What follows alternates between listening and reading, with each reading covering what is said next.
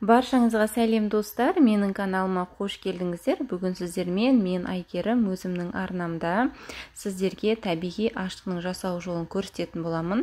Яғни бұл табиғи ашытқы бізде бір күнде дайын болады. Құрамы толған біздің ағзамызға қажетті тірі бактериялар болып табылады.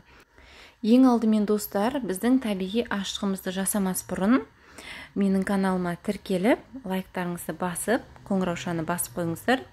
Бізге ең алдымен осындай үй жағдайындағы қолдың айраны қажет болады. Бұл бізде бір күнде дайын болатын ашытқы болғаннан кейін осындай қолдың айранын тапқандарыңыз дұрыс болады. Егер мүлдем қолдың айраны жоқ болып жатса, дүкеннің айранымен де жасап көрсеңіздер болады.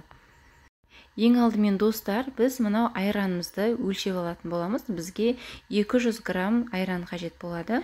Айран бізде бөлме температурасында тұрған, қатты салқын емес, және де қатты ашып, бұжып кеткен айран болмау керек достар. Енді достар, өлшеп алған айранымыздың үстіне үйдегі бар ұндарыңызды саласыздар. Менде осы жерде бірінші сұрыпты дани ұны. Сіздерде үйде қандай ұн бар, соны қолдана берсеңіздер болады. Және де бір айт ескертетін жайт, жоғары сортпен бірінші сорт ұны болсын міндетті түрде. Басқа ыржаной ұн, без глютен ұндары жарамайды достар. Тек қана осы үйдегі бар ақ пшеничный мукаларыңызды қолданатын боласыздар. 100 грамм ұнды өлшеп салып алатын боламыз, және де екеуін біріктіріп, жақсылап араластыратын боламыз. Құрамында ешқандай да комок болып түйіршік қалмау керек. Біздің бұл жасап жатқан ашытқымыз үй жағдайында барлық нандарға қолданылады, және де дрожждың орнына дәл осы ашытқыны пайдаланатын боласыздар достар. Ашытқымыздың барлығын жақсылап араластырып алатын боламыз. Бізде біркелкілік масса пайда болу керек достар. Және де дәл осы ашытқыны жасағаннан кейін ыдысымызға салып, бетін жақсылап жауып, бөлме температурасына 24 сағатқа қалдыратын боламыз. Егер де сіздерде 24 сағаттан да ерте процесс жүріп, өз бойын закваскамыз 2 есе немесе 1 есе көтеру мүмкін. Ол қалыпты жағдай достар. Егер де сіздердің закваскаларыңыз дәл солай ерте көтеріліп жатса, алып нан илей берсеңіздер болады, Ал егерде ерте көтерілмесе, 24 сағатқа дейін қалдырыңыздар.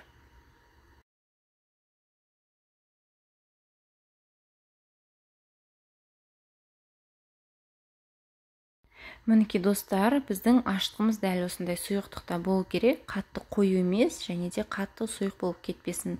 Егер де сіздердің ұндарыңыздың тығыздығы сұйық болып жатса, үстінен тағы қосымша 20-30 граммдай ұн салып жіберсеңіздер болады. Дайын болған ашытқымызды осындай бір ыдысқа саламыз. Ыдыстарыңыз таза болсын, ешқандай да иісі шықпаған болсын. Осындай жіңішке ыдысқа салып, бетін жауып қоятын боламыз. Бізде бұл табиғи ашытқыларымыз жіңішке ыдысты өте қатты жақсы көреді достар. Осыны есте сақтаңыздар. Бетін жабамыз, ешқандай ауа кірмесін, жылы жерге қоятын боламыз. Міндетті түрде жылы жер тауып беріңіздер ашытқымызға. 24 сағатқа бөлме температурасына қалдырамыз достар. Ашытқыларыңызға белгі салып қойсаңыздар болады, қанша есе көтерілгенін білу үшін достар.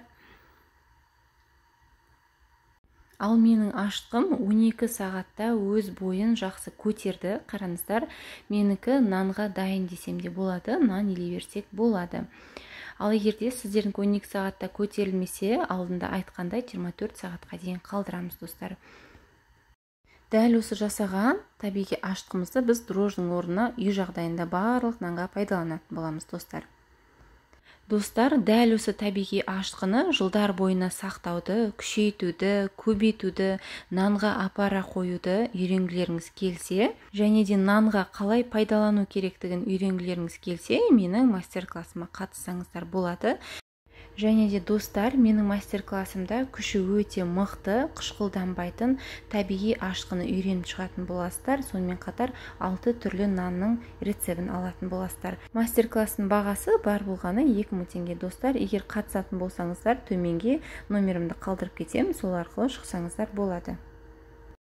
Менің видеомды соңына дейін тамашалағандарыңызға көп-көп рахмет достар. Келесі кездескенше сау болыңыздар.